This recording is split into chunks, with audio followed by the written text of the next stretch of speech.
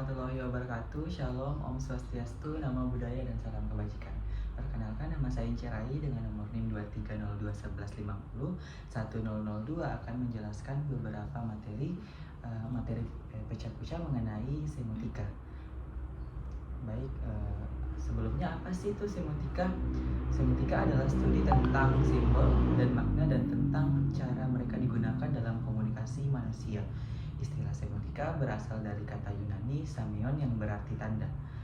Semotika dan semologi memiliki arti yang sama, yakni ilmu tentang tanda-tanda atau studi mengenai tanda ataupun simbol.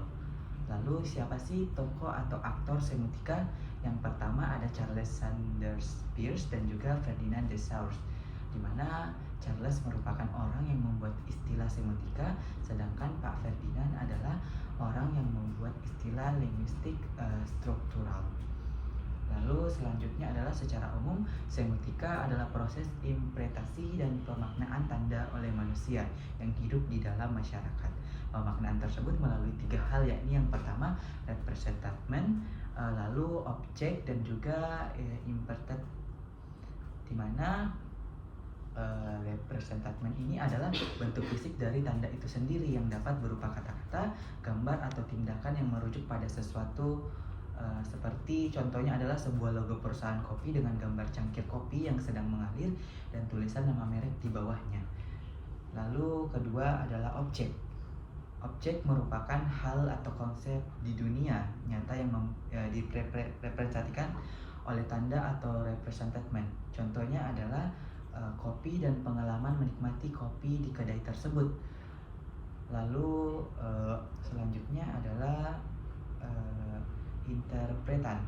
Ini adalah interpretasi atau pemahaman yang dimiliki oleh individu yang mengamati atau menerima tanda tersebut. Contohnya adalah seorang pelanggan yang melihat toko logo tersebut mungkin langsung merasa tergoda untuk mencicipi kopi dari merek tersebut.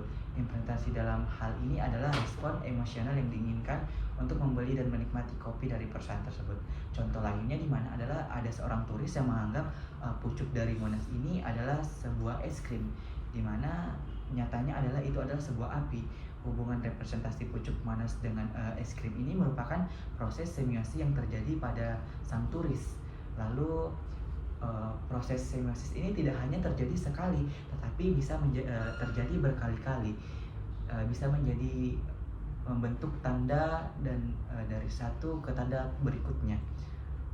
Lalu Pak Charles membagi 3 pemaknaan menjadi firstness, secondness, dan juga thirdness, di mana firstness ini adalah tanda yang dimaknai secara prinsip, sedangkan secondness adalah tanda yang dimaknai secara individual, sedangkan thirdness adalah tanda yang ditandai atau dimaknai tetap sebagai suatu konvensi. Lalu representamen berdasarkan sudut pandang representamennya adalah dibagi menjadi quasi-sign, sin-sign, dan juga legi-sign, di mana 3 hal ini dibagi oleh Pak Peirce, di mana quasi-sign ini merujuk pada sesuatu yang memiliki potensi untuk menjadi tanda tetapi belum sepenuhnya terbentuk sebagai tanda. Sebagai contoh, sensasi dari suara gemuruh petir yang dapat dirasakan oleh seorang, di mana ini menciptakan pengalaman sensorik kualitatif yang khas dari fenomena alam yang kuat dengan guncangan. Lalu sign adalah sesuatu yang sudah terbentuk dan bisa dianggap sebagai representamen, tetapi belum berfungsi sebagai tanda. Contohnya adalah suara gemuruh petir itu sendiri. Lalu tanda tunggal yang mewakili fenomena alam spesifik yaitu kilat dan juga petir. Suara gemuruh tersebut memberikan informasi langsung tentang adanya kilat yang akan terjadi tanpa memberikan konteks tambahan. Lalu legi-sign, di mana ini adalah sesuatu yang terjadi menjadi representamen yang berfungsi sebagai tanda.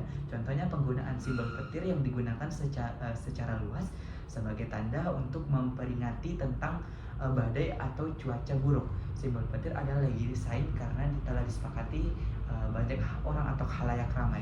Lalu objek berdasarkan hubungan representamen dibagi menjadi 3, yakni icon, indeks, dan juga simbol, di mana icon adalah tanda dengan kesamaan fisik atau visual dengan objeknya sehingga pemaknaannya relatif sederhana karena visualnya langsung terlihat. Contohnya seperti foto, lukisan realistis ataupun sketsa yang menggambarkan objek dan atau fenomena yang mereka wakili. Lalu ada yang namanya indeks. Indeks adalah tanda dengan hubungan fisik, temporal dan atau kausal dengan objek. Hubungan antara representatif dengan objek lebih rumit daripada icon, tapi lebih sederhana daripada simbol. Contohnya seperti asap menunjukkan kebakaran, jejak kaki menandakan keberadaan seseorang. Dan yang ketiga itu seperti yang saya sebutkan tadi adalah simbol, adalah tanda dengan hubungan konvensional atau sosial dengan objeknya. Hubungan antara representatif dan objeknya sulit dipahami karena bergantung pada kesepakatan dalam komunitas. Contohnya seperti bahasa, angka, simbol ataupun bendera nasional yang disepakati banyak masyarakat. Lalu yang terakhir interpretment. Pak Pierce mengklasifikasikan interpretment menjadi 3 kategori, yakni berdasarkan sifat ritme, di mana ini menyorot atribut objek, lalu desain tanda desain dan juga argumen. Mungkin hanya itu yang dapat saya sampaikan, lebih dan kurangnya mohon dimaafkan. Wabillahi taufiq wal hidayah. Wassalamualaikum warahmatullahi wabarakatuh.